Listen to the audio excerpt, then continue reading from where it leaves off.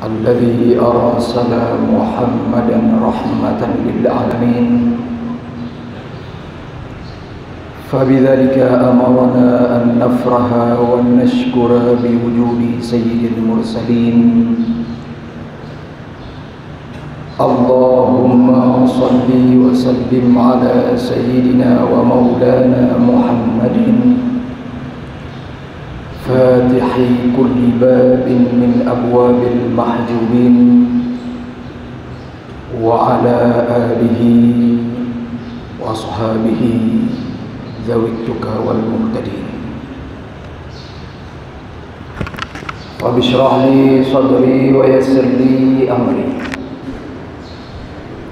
واحلل عقدة من لساني يفقه قولي.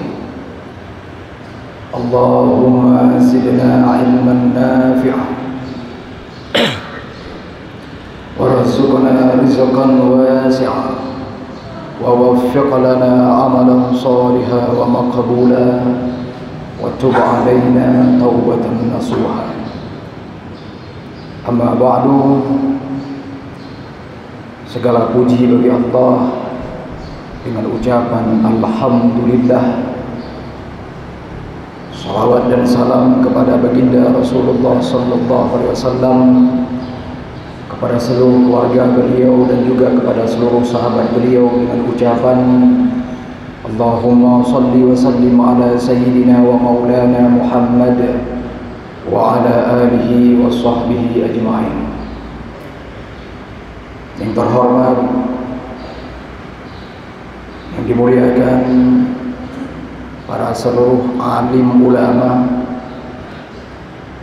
pimpinan daya, pimpinan pondok pesantren, pimpinan balai pengajian, pimpinan majelis ta'lim, pimpinan TPA, dan juga guru-guru lentuan yang berada di kemasjidannya. Yang terhormat, yang dimuliakan, kepada guru kita bersama, khatib masjid, imam masjid, seluruh para panitia masjid. Yang terhormat, yang dimuliakan, seluruh guru-guru, teman-teman, sahabat tim safari subuh kabupaten teristimewa, kepada seluruh para hadirin, para hadirat sidang jamaah subuh yang dirahmati oleh Allah Subhanahu wa ta'ala.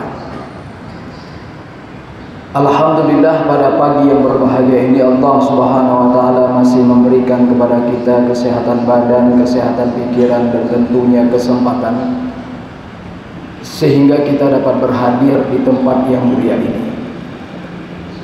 Berbicara tentang kesehatan dan berbicara tentang kesempatan, maka kita sedang berbicara tentang salah satu daripada sekian banyaknya nikmat Allah Subhanahu wa ta'ala.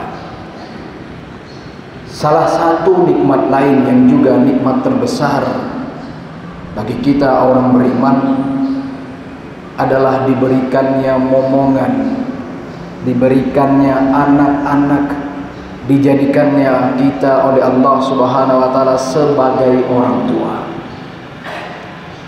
Dan patut kita ketahui, diberikan anak-anak, diberikan momongan, dijadikan oleh Allah kita sebagai orang tua, ini merupakan satu nikmat. Yang namanya nikmat harus disyukuri. Kalau seandainya nikmat ini tidak disyukuri, maka boleh saja nikmat ini akan berubah dari nikmat menjadi nukmah, menjadi bencana.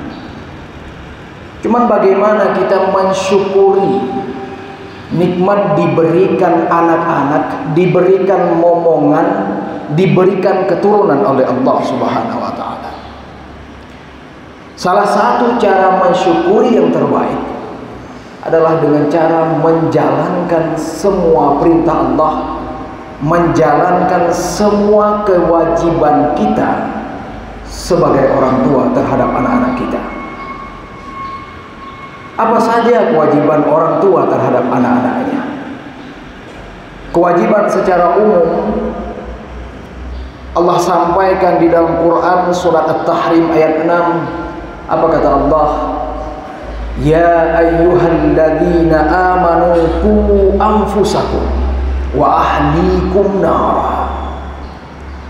Wahai orang-orang beriman, qu anfusakum, jagalah diri kalian, wa ahlikum, dan jagalah keluarga kalian daripada api neraka.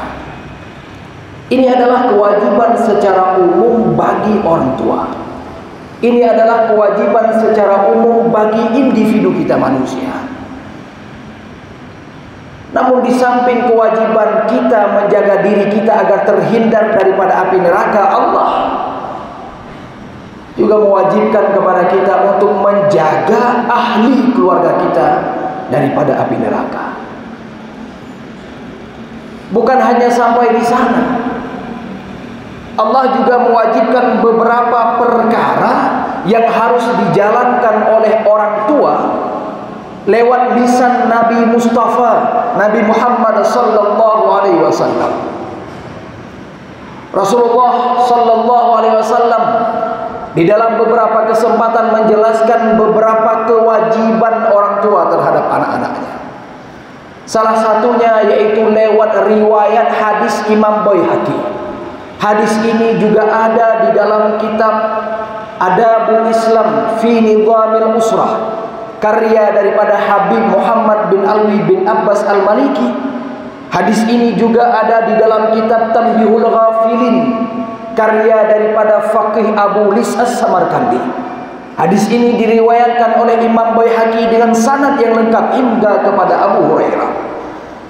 Apa kata Rasulullah? Sabda Rasulullah, haqqul walad 'alal walid thalathatu asya. Kewajiban orang tua terhadap anak-anaknya ada 3 perkara. Yang pertama kata Rasulullah, ayyuhsina ismah, memperindah, memberikan nama yang bagus terhadap anak-anaknya. Dan ini kewajiban, hak orang tua yang harus dipenuhi kepada anak-anaknya. Mungkin banyak kita dengar ungkapan-ungkapan yang tak bertanggung jawab yang menyatakan apalah arti sebuah nama.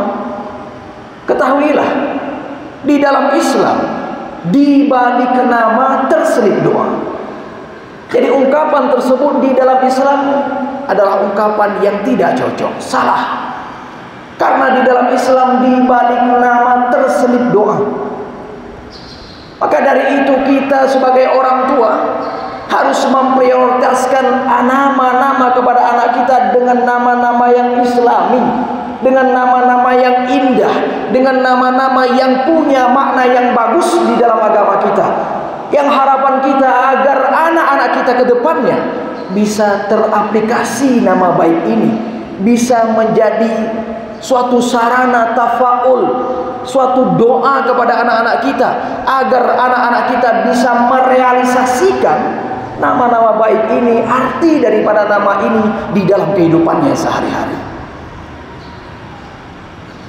Bukan tidak boleh memberikan nama-nama bagus, nama-nama milenial, nama-nama yang keren, silahkan.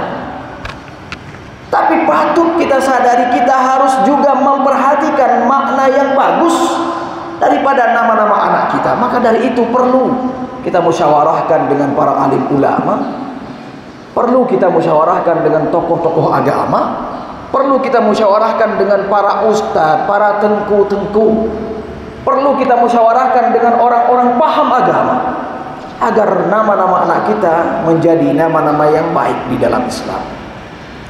Bahkan Habib Muhammad bin Alwi bin Abbas Al-Maliki di dalam kitabnya Adabul Islam fi Nizamil Usrah juga menyayangkan, menganggap miris banyak orang-orang tua milenial sekarang ini memberikan nama-nama anaknya hanya berkiblat kepada Google, hanya berkiblat kepada viralnya nama artis, viralnya nama bintang film, viralnya nama musisi dan lain sebagainya, tanpa memperhatikan nama-nama indah, tanpa memperhatikan makna yang bagus terhadap nama-nama anaknya.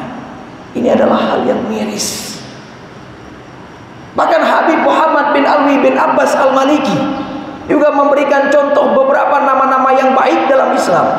Di antaranya ada nama Muhammad, ada nama Ahmad, ada nama kata-kata Abdun yang diidhafahkan dengan salah satu daripada asma Allah. Misalnya Abdul Rahman, Abdul Hadi, Abdul Ghaffar, Abdul Razzaq, Abdul Kalim, dan lain sebagainya. Atau juga beliau memberikan contoh nama-nama bagus lainnya seperti nama-nama Nabi, Nabi Muhammad, nama-nama Nabi selain daripada Nabi Muhammad, seperti Nabi Adam, Nabi Musa, Nabi Isa, Nabi Yakub, dan lain sebagainya. Juga beliau memberikan contoh-contoh nama yang baik yang lainnya di dalam Islam. Banyak nama-nama yang baik di dalam Islam. Kenapa kita mesti berkiblat ke orang-orang yang tak bertanggung jawab dalam agama kita? Dan ini harus menjadi prioritas kita sebagai orang tua. Dan yang kedua, kata Rasulullah, haqqul walad 'alal walid thalathatu asya'. Yang kedua, kata Rasulullah, ayyu'allimahul kitab. Orang tua harus membekali ilmu agama anak-anaknya. Di dalam agama tidak salah memberikan pendidikan umum setinggi apapun kepada anakmu, disilahkan, tidak dilarang di dalam agama. Mau sekolah strata 1, S1, S2, S3, terserah, diizinkan dalam agama. Tapi jangan kamu lupakan kewajibanmu sebagai orang tua memberikan pendidikan ilmu agama kepada anak-anakmu. Ingin memberikan pendidikan bahasa asing kepada anakmu, silakan. Bahasa Inggris, bahasa Rusia, bahasa Spanyol, bahasa Mandarin, terserah, silahkan. Tapi jangan kamu lupakan kewajibanmu sebagai orang tua adalah memberikan pendidikan ilmu agama kepada anak-anakmu. Jangan kamu lupakan skala prioritas pendidikan ilmu agama anak-anakmu. Karena itu Rasulullah juga memberikan pandangan skala prioritas pendidikan ilmu anak-anak kita. Di antaranya sabda Rasulullah, iftahu ala sibyanikum awwala kalimah la ilaha illallah. Berikan pemahaman pertama kali kepada anakmu. Bukakan telinga anak-anakmu dengan kalimat tauhid pertama kali, yaitu dengan kalimat la ilaha illallah. Para ulama di dalam menafsirkan hadis ini menunjukkan bagaimana kita sebagai orang tua berkewajiban penuh, bertanggung jawab penuh untuk memberikan pendidikan tauhid kepada anak-anak kita. Kalau dari kecil mereka tidak dididik tauhid dengan tauhid yang benar, takutnya saat mereka dewasa, mereka salah persepsi dengan Allah Subhanahu wa taala. Mereka menyamakan Allah dengan makhluknya. Mereka takutnya salah sangka terhadap Allah Subhanahu wa taala. Disinilah penting kita sebagai orang tua ambil andil paling depan untuk pendidikan tauhid anak-anak kita. Bawa nama Allah sejak anak-anak kita kecil. Saat ia salah, bawa nama Allah. Nah, ini salah. Ini tidak dianjurkan dalam agama kita, nak. Ini tidak baik dalam agama kita, nak. Allah marah, nak. Allah tidak suka terhadap hal ini. Kalau anak kita benar, puji dia, bawa nama Allah di sana juga. Nah, ini benar. Ini adalah hal yang disukai oleh Allah. Ini hal yang diridhai, dirahmati oleh Allah. Nah, Allah senang terhadap hal ini. Maka di kesempatan ini anak kita juga akan bertanya, "Ma, Bu, Ayah, siapa itu Allah?" Di sanalah kesempatan kita memberikan tauhid yang benar kepada anak-anak kita. Nah, Allah itu adalah Tuhan kita. Laisa kamitslihi syai'. Tidak ada yang menyerupai Allah. Allah esana pada zatnya, Allah esana pada sifatnya, dan Allah esana pada tindakannya. Ajarkan anak-anakmu kali pertama tauhid. Skala prioritas kedua kata Rasulullah, murru auladakum bimtisali awamirillah wajtinabin nawahi. Fa inna fi dzalika wikayatul lakum walahu minan nar. Skala prioritas kedua kata Rasulullah, murru, perintahkan kepada anakmu bimtisali awamirillah, untuk menjunjung tinggi perintah-perintah Allah, wa bijtinabin nawahi, dan untuk menjauhi larangan-larangan Allah. Fa inna fi dzalika, karena pada memerintahkan anak-anak kita pada kebenaran dan melarangnya pada kesalahan, wikayatun lakum, akan menjadi pemeliharaan bagi kalian, walahu, dan menjadi pemeliharaan bagi anak-anaknya, minan nar, daripada api neraka. Di sini juga Rasulullah, para ulama memberikan penjelasan bagaimana orang tua juga harus ambil andil paling depan untuk melengkapi ilmu fardu in kepada anak-anaknya, mulai daripada fikih ataupun tasawuf.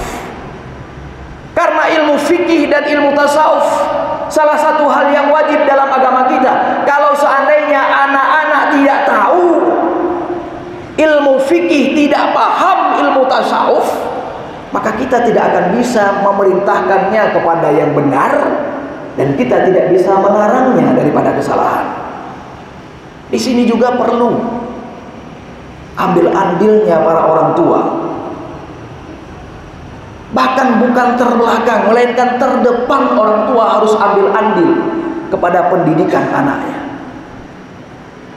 Silakan berikan pendidikan yang lainnya, tapi juga barengi dengan fikih yang benar, barengi dengan tasawuf yang benar.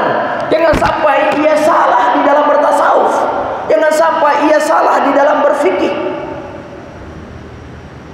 Ini adalah skala prioritas kedua kata Rasulullah. Skala prioritas ketiga kata Rasulullah, apa kata Rasulullah? Adib auladakum ala thalathati khisalin. Berikan adab kepada anakmu dalam 3 bentuk perkara. Yang pertama, hubbun nabikum. Anak-anakmu sejak dini perkenalkan tentang mencintai Rasulullah sallallahu alaihi wasallam. Jangan sampai saat ia dewasa ia kurang ajar terhadap Nabi.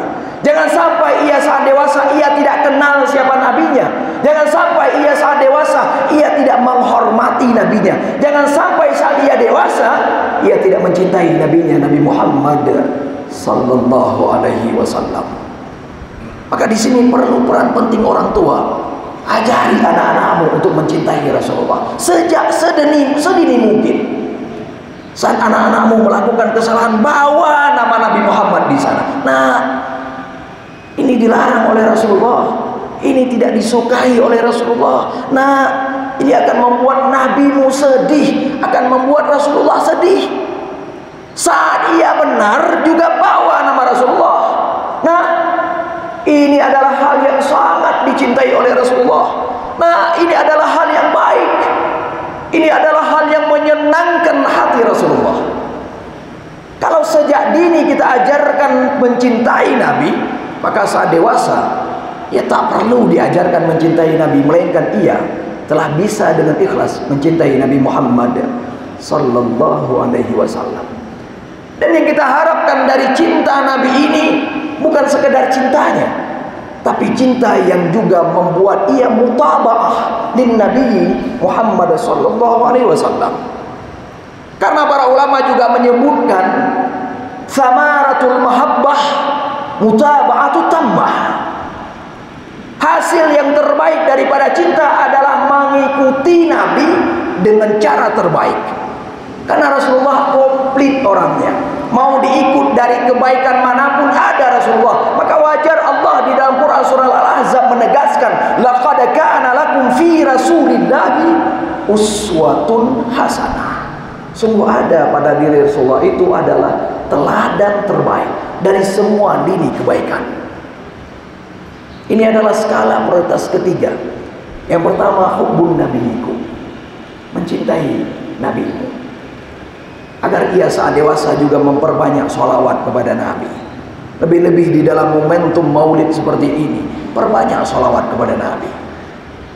Bahkan banyak amalan-amalan lainnya Allah terkadang hanya memerintahkannya, namun beliau sendiri, Allah sendiri tidak menjalankannya kecuali bersolawat kepada Nabi Muhammad sallallahu alaihi wasallam. Allah menyuruh kita untuk salat, tapi Allah tidak melakukan salat. Allah menyuruh kita puasa, menyuruh kita zakat, tapi Allah tidak melakukannya. Ketahuilah, sebelum Allah menyuruh kita untuk bersolawat, Allah lebih dulu melakukannya. Hal ini Allah tegaskan juga di dalam Al-Quran. Innallaha wa malaikatahu yusalluna 'alan nabi. Sesungguhnya Allah dan para malaikat Allah, mereka bersolawat kepada Nabi. Kemudian di ujung ayat Allah baru mengajak kita orang-orang beriman untuk bersolawat kepada Nabi. Ya ayyuhalladzina amanu sallu 'alaihi wa sallimu taslima. Wahai orang-orang beriman, ucapkanlah salat, ucapkanlah salam, salat dan salam terbaik kepada Nabimu Nabi Muhammad sallallahu alaihi wasallam. Yang kedua, di poin yang kedua ini Rasulullah juga memerintahkan kepada kita di poin ketiga ini, yaitu adib auladakum ala thalathati khisalin. Yang pertama hubbun nabikum, dan yang kedua adalah hubbu ahli baiti, mencintai keluarga Nabi. Di sini juga kita harus mencintai keluarga Nabi, mencintai keturunan Nabi melalui jalur Siti Fatimah dan Sayyidina Ali karamallahu wajhah. Mencintai keluarga Nabi dalam ranah yang benar. Jika ia salah, tegur dengan baik. Kalau ia benar, dukung dan ikuti. Bahkan orang yang menyakiti keturunan Nabi, kata Rasulullah, juga bagian daripada orang yang menyakiti hati Nabi. Rasulullah juga bersabda di dalam kesempatan yang lain, Fatimatun bid'atu minni, Fatimah itu adalah bagian dari diriku. Man adzaha wa naslaha faqad adani. Siapa yang menyakiti Fatimah dan menyakiti naslah, menyakiti keturunannya, maka ia telah menyakiti diriku. Maka perlu mencintai ahli bait, keluarganya Rasulullah sallallahu alaihi wasallam. Yang ketiga, ajari anak-anakmu tilawatil Quran. Skala prioritas ketiga pendidikan ilmu agama anakmu adalah ajari anak-anakmu untuk membaca Al-Quran. Karena dengan membaca Al-Quran yang benar, maka sholatnya juga akan benar. Bahkan rukun qauli di dalam sholat itu ada 5, semuanya harus dengan bacaan Quran yang benar, mulai daripada takbiratul ihram hingga salam. Dan ini skala prioritas ketiga pendidikan ilmu agama anakmu. Dan Rasulullah menegaskan secara spesifik lagi dari skala prioritas kedua. Yang keempat, Rasulullah menegaskan lagi secara spesifik di dalam hadisnya, murru auladakum bis shalah. Perintahkan anak-anakmu untuk melakukan sholat. Padahal perintah untuk melakukan sholat ini sudah ada di dalam perintah yang kedua, murru auladakum bimtisali awamirillah. Tapi Rasulullah memisahkannya secara spesifik, secara khusus untuk menunjukkan pentingnya melakukan ibadah sholat. Coba kita renungkan, kapan terakhir kali kita menanyakan sholat anak kita?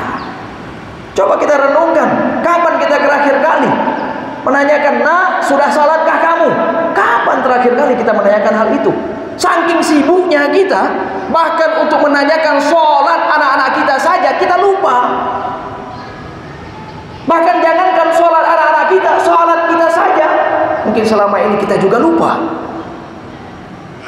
Ketahuilah, anak-anak itu, kalau di dalam ilmu psikolog dijelaskan bahwasanya anak-anak lebih mengedepankan visual daripada audio. Anak-anak lebih banyak menangkap sesuatu lewat jalan penglihatan daripada pendengaran. Maka kita yang jadi orang tua juga jangan hanya memberikan contoh, tapi terkadang kita harus menjadi contoh.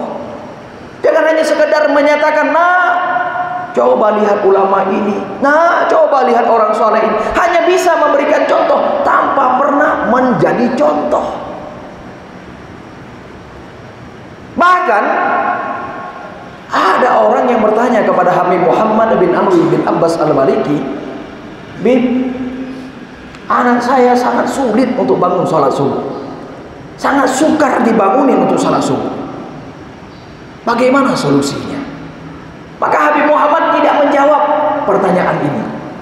Beliau hanya menanyakan balik kepada anak-anak, kepada orang bertanya ini.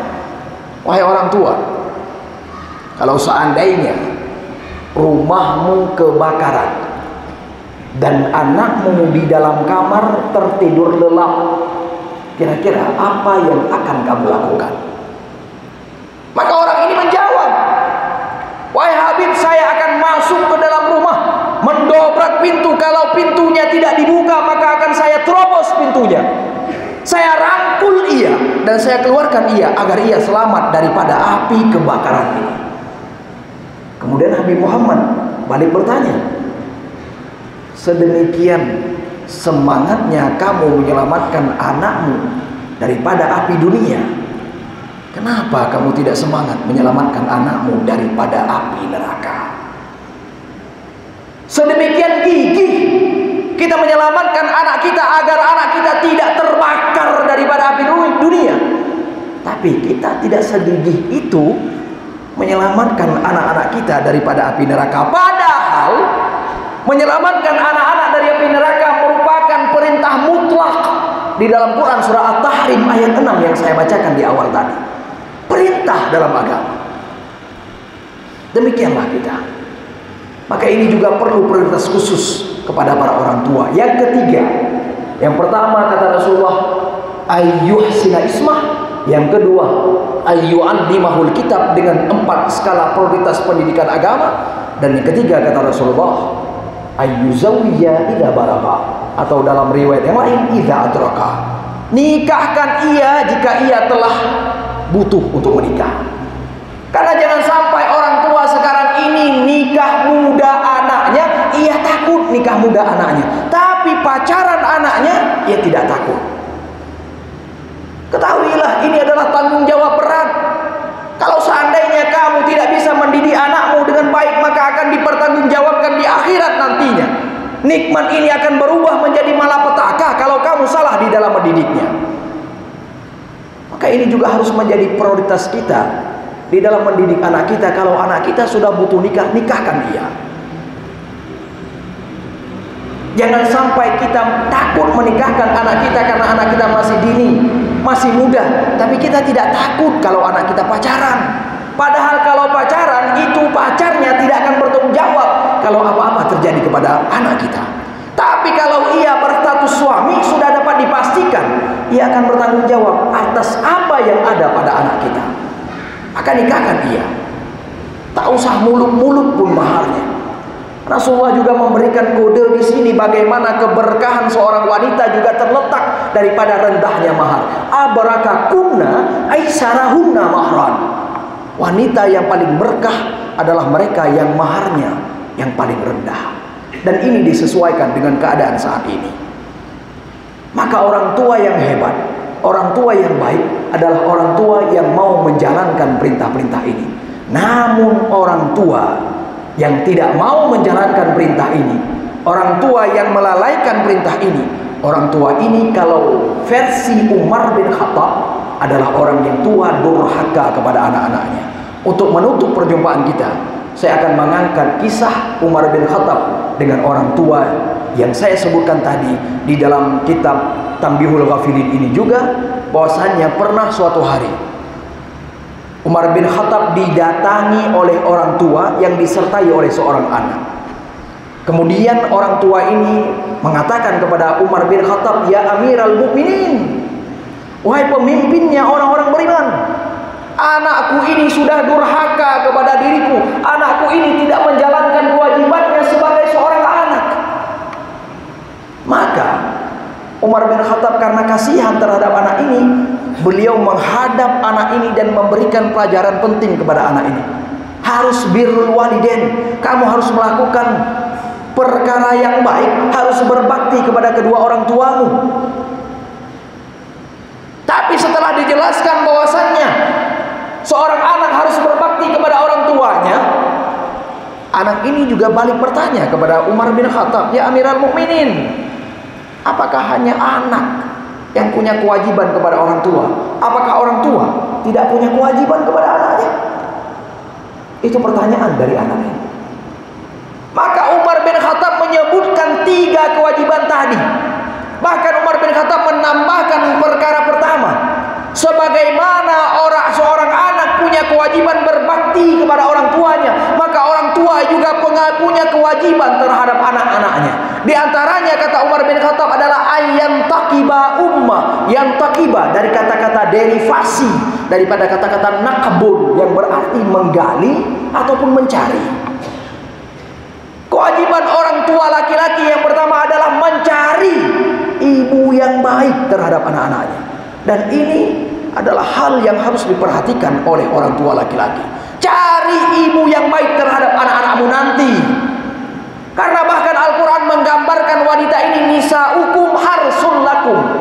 Perempuan ini bagaikan ladang. Perempuan ini bagaikan tanah. Baik dan buruknya tumbuhan juga disebabkan utamanya oleh tanah. Kalau tanahnya subur, maka akan membuat tumbuhannya juga akan tumbuh subur.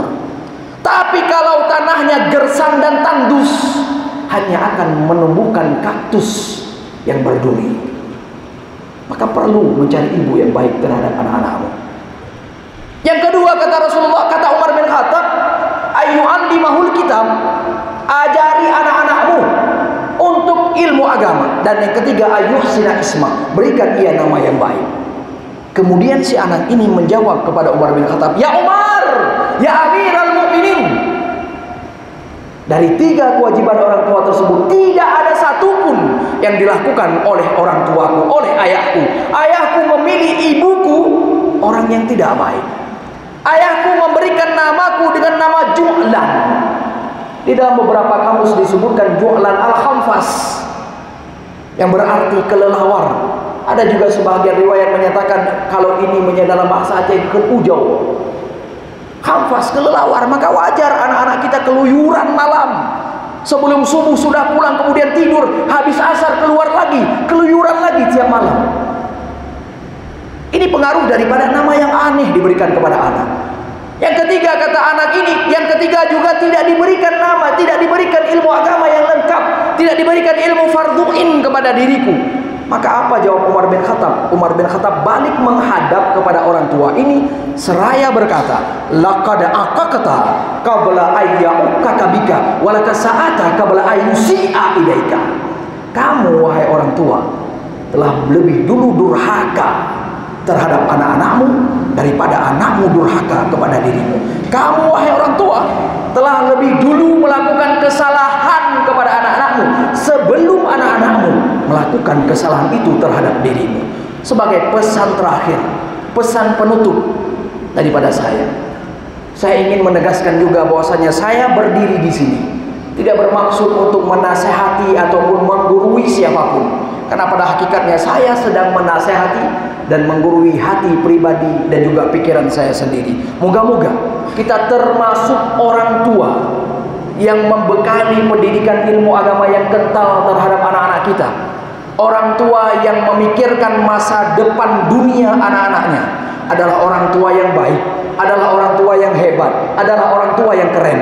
Tapi orang tua yang lebih hebat, orang tua yang lebih baik, orang tua yang lebih keren adalah orang tua yang tidak hanya memikirkan masa depan dunia anaknya, tapi ia juga memikirkan masa depan akhirat anak-anaknya. Semoga juga kita tidak hanya membekali anak-anak kita dengan kecerdasan intelektual, karena kecerdasan intelektual hanya membuat anak kita meraup keuntungan pribadi sebanyak mungkin, tapi juga sertakan anak-anak kita dengan kecerdasan spiritual, karena kecerdasan spiritual akan membantu kecerdasan intelektualnya agar ia mengabdi kepada nusa, agar ia mengabdi kepada bangsa, agar ia mengabdi kepada orang tua, agar ia mengabdi kepada agama, dan ia menjadi orang yang paling bermanfaat di dunia. Moga-moga apa yang saya sampaikan bermanfaat, khususnya bagi saya sendiri, umumnya bagi seluruh para hadirin sidang jamaah salat subuh yang dirahmati oleh Allah. Saya akhiri, lebih dan kurang saya mohon maaf. Terima kasih banyak atas kesempatan kehadirannya dan perhatiannya. Mohon maaf atas segala kekurangan. Saya akhiri, wabillahi taufiq wal hidayah wal ridha wal inayah wallahul muwaffiq ila aqwamit thariq. Assalamualaikum warahmatullahi wabarakatuh.